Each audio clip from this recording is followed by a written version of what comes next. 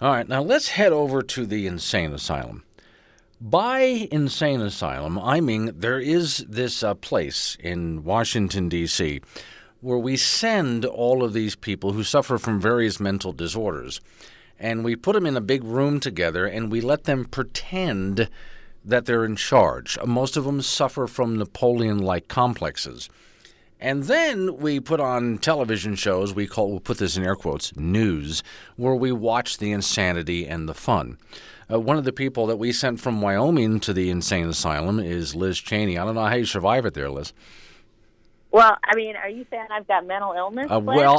We can't talk about that out loud now, and I shouldn't have said it in front of you. Listen, it is what we're faced with here right now. I'm getting ready to walk onto the floor to give a speech in opposition to the impeachment resolution that the Democrats are bringing. And,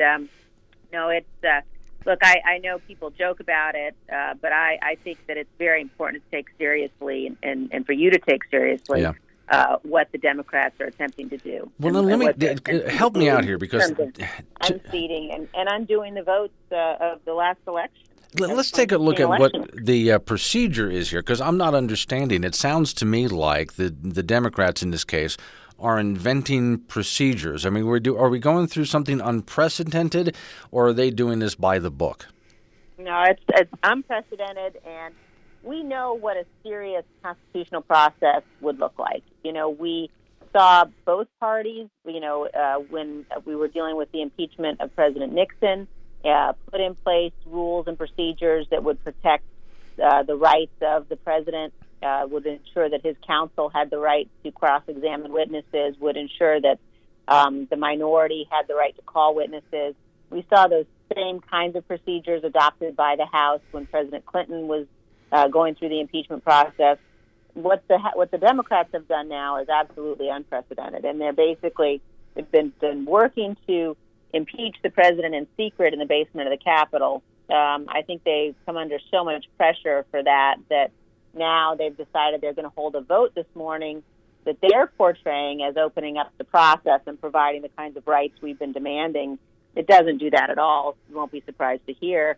It simply is a vote to legitimize what they've been doing in the past, and it's just a sham. Okay, so this entire process, we know with the Democrats, as partisan as they've been, that the vote for impeachment among Democrats is going to be completely across party lines, and it is a foregone conclusion that the Democrats will vote for impeachment. Do they have enough votes to pass it?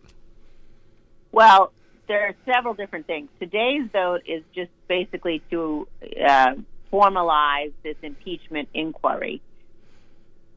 And they will pass this today, though I don't think that they will get all of their members to vote for it. I think you will have some Democratic members voting against it because they're worried about their own political survival. We will get, at some point in the next several weeks, I would imagine before the end of the year, 2 actual articles of impeachment. And my expectation would be that those will be on party lines and that they will, in fact, have enough votes to pass those and send the articles over to the Senate.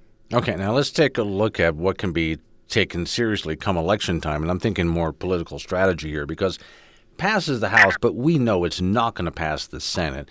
And so we go into the next election cycle. Do you think strategically this looks good or bad for the Democrats? I mean, how does it play out? Because, again, it doesn't get past the Senate, therefore it fails, doesn't it?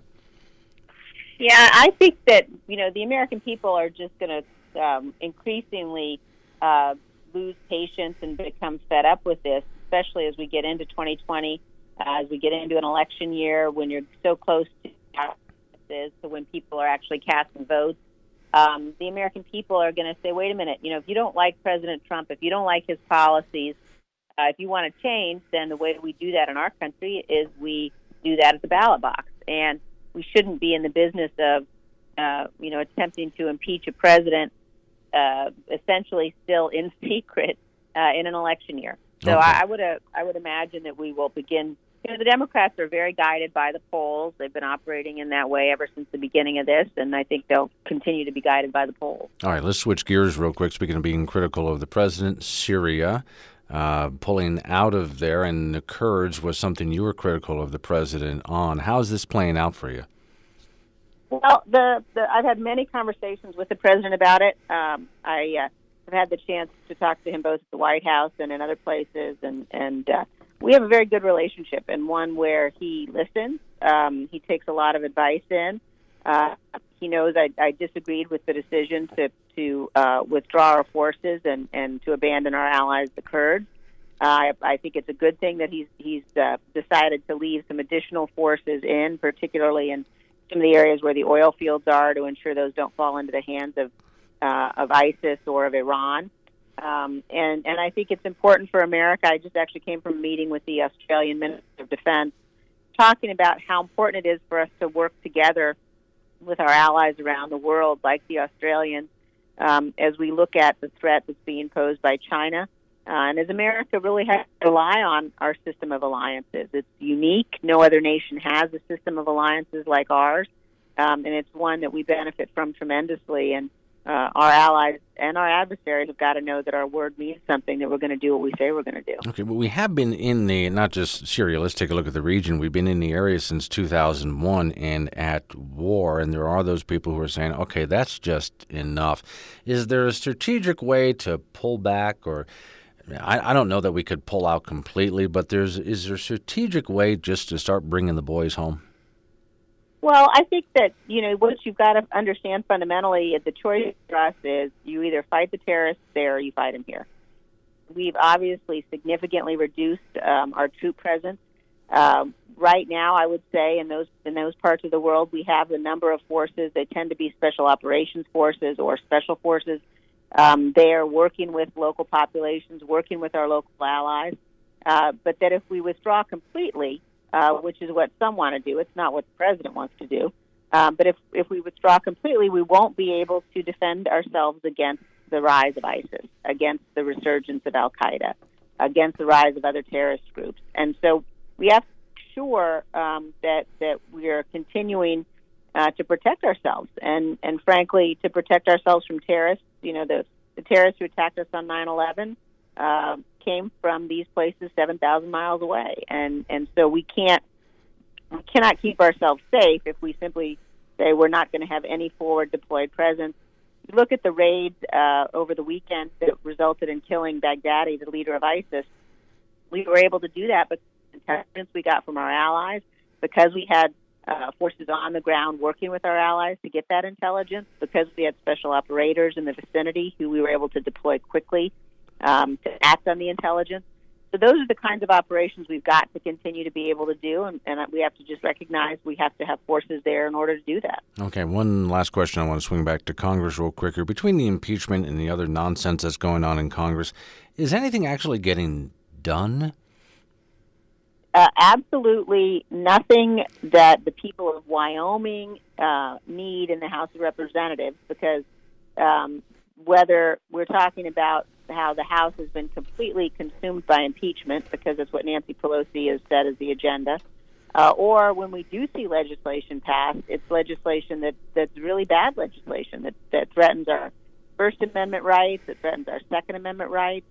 We have a bill that's called the Born Alive Protection Act that would say any babies who are born alive after attempted abortion must be given medical care. The Democrats won't let us bring that bill to the floor.